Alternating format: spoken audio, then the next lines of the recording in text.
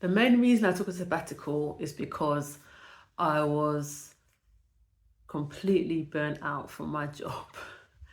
I'm not going to say what my job is, but I work in the public sector, and it's something that had kind of been sort of accumulating over the previous years, and it got to the point where I thought I can't, I need a break, and not just like a 2 week annual leave break. I need a proper break.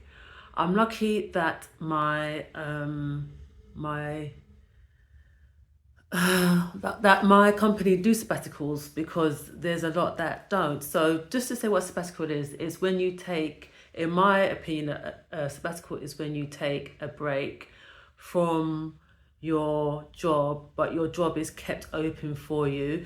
There's some people who call sabbatical a different thing. There's some people I've seen who actually resign from their job, take a break for like 6 to 12 months, maybe longer, and then start looking for another job. Some people call that sabbatical. I don't, because your job is there for you to come back to if you want to, because there are some people who, after a sabbatical, don't necessarily go back to their job. But that is what my definition of a sabbatical is. It got to the point where I knew I needed a bit of a longer break than like a 2 week annual leave. So I applied for it and it was granted to me.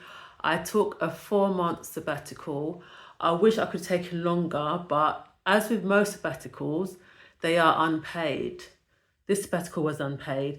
I've seen some sabbaticals where you can get partially paid, but it's up to the company, whatever their policy is. My sabbatical was unpaid. I had savings, and I thought, you know what? I'm in my 50s. I'm not going to get any younger, and I need this break.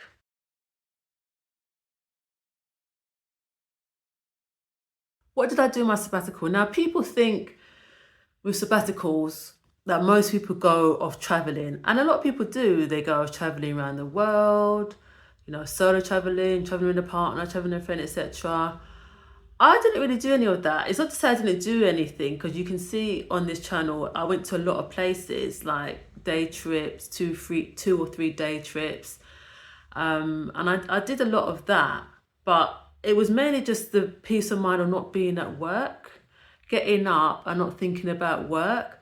And it's not even to say that I necessarily had like lions where I stayed in bed until midday. That never happened. I still got up really early because I naturally get up early.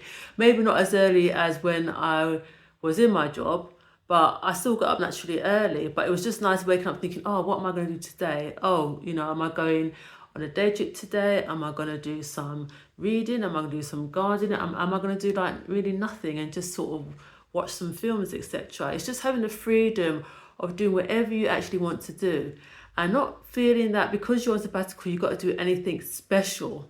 One of my things taking a sabbatical was that I wanted to upload more on YouTube, because at the time I think I was only uploading maybe 2 or 3 long form a week. And I kind of decided that when I went on sabbatical, I went to upload every day. And I kind of did that for most of these 4 months. So it was a mixture of long form and short form, because I had the time. When you're trying to upload content and hold a full-time job down and everything else, it's very demanding. So not having the distraction of your job and having all this extra time, it was just so freeing to me, and I could just do a lot more content, which has helped me grow the channel a bit more. We're not far off from 500 subscribers. I'm hoping I get to 500 by the end of the year. So that is what I've used to do. I've used the time for my sabbatical. And another thing, going away on trips, especially sort of day trips or whatever, or sort of overnight trips, is if I'm going on an overnight trip, which I did, as you can see on my channel, I did a lot of overnight trips. Going during the week is so much better because it's cheaper. When you're sort of working full time, and a lot of time you're like, oh, I don't want to use up too much annual leave, so I'll go away around the weekend, I'm going to stay over. Hotels at the weekend, the price is ridiculous. When you do it during the week, so much cheaper and quieter as well, because I'm somebody who doesn't like a lot of crowds. So that was another big advantage.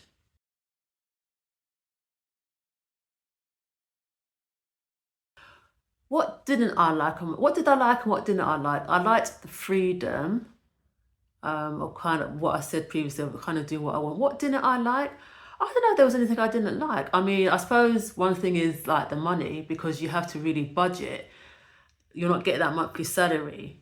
But I'd already budgeted it, which is why I could only take 4 months off. With my job, you could take a sabbatical from anywhere from, I think it was 3 months up to 18 months. And of course, I wish I could have taken 18 months, but I didn't have the funds for that.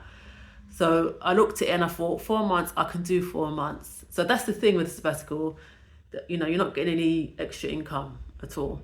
I say extra, so you're not getting income because it's unpaid. So you have to have your savings.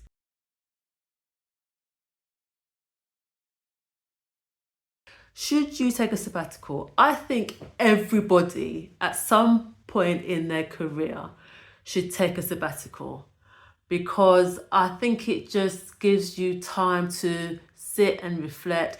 It gives you time to do other things that you may not have had the chance to because of your job.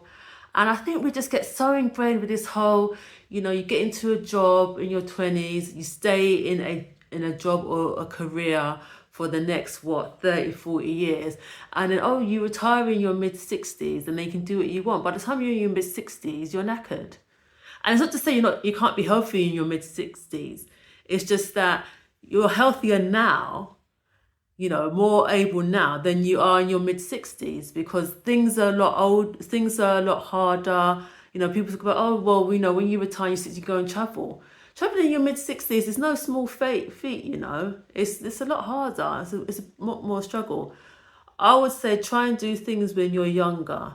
I've been seeing people even in their 20s going on a sabbatical, and I love it. I mean, a lot of employers kind of frown at that, saying, oh, why are you taking a career break so early? I'm like, why not? The younger you are, the more you should take a career break. So because you can do all of those things when you're at your youngest and your healthiest. So should you take a sabbatical? Yes. Obviously, you've got to bear in mind lots of things, your personal issues, your income, because you've got to make sure you have enough to live on. You don't want to go on sabbatical in it and be like, oh, what am I going to do for money? So you've got to take all of that into account. But if you take that all into account, look at all the different factors and be like, actually, I can go on a sabbatical. Definitely go for it.